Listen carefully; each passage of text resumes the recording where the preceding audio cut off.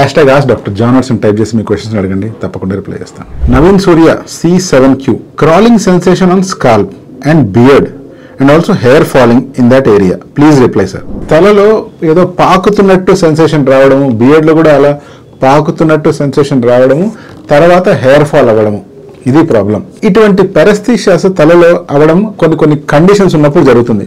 For example dandruff కానీ లేదా folliculitis కానీ మీకు ఉందనుకోండి, తలంతా ఒక రకమైన టింగింగ్ సెన్సేషన్ వస్తూ ఉంటుంది. అంతేకాకుండా ఇచ్చింగ్ తో పాటు బర్నింగ్ కూడా అనిపించే ఛాన్స్ ఉంది. ఇవన్నీ ఒక ఎత్తు అయితే దీని తర్వాత మళ్ళీ హెయిర్ ఫాల్ కూడా ఎక్స్పీరియన్స్ చేస్తాము. ఇంకొక ప్రత్యేకమైన కండిషన్ ఉంది, అదేంటంటే టీనియా క్యాపిటిస్ లేదా స్కాల్ప్ మీద వచ్చే ఫంగస్.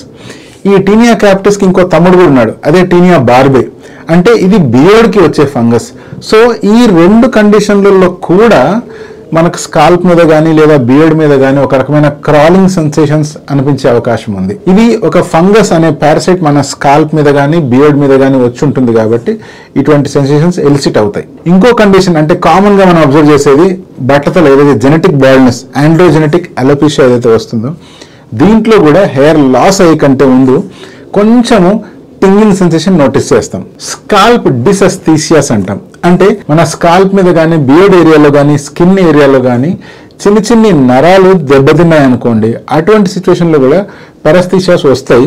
ఇలాంటి టింగ్లింగ్ సెన్సేషన్ కానీ బర్నింగ్ సెన్సేషన్ కానీ వచ్చే ఛాన్సెస్ ఉన్నాయి. ఫైనల్ గా డెమోడెక్స్ మైట్స్ అని కొన్ని రకాల మరీ చిన్నని పురుగులు ఎప్పుడైతే మన స్కాల్ప్ మీద చేరుతాయో లేదా బియర్డ్ ఏరియాలో చేరుకున్నాయో అప్పుడు కూడా ఇటువంటి క్రాలింగ్ సెన్సేషన్ వచ్చి హెయిర్ ఫాల్ అయ్యే ఛాన్స్ ఉంది. జస్ట్ ఫోటో చూసి కానీ లేకపోతే జస్ట్ మీరు చెప్పే కామెంట్ ని చూసి దీనికి ప్రాపర్ గా ట్రీట్మెంట్ ఇవ్వడం అనేది కుదరదు. ఎందుకంటే ఇన్ని రకాల కండిషన్స్ లో మీరు ఏ కండిషన్ వల్ల ఇబ్బంది పడుతున్నారు అనేది డైరెక్ట్ గా మిమ్మల్ని చూస్తేనే అర్థమవుతుంది.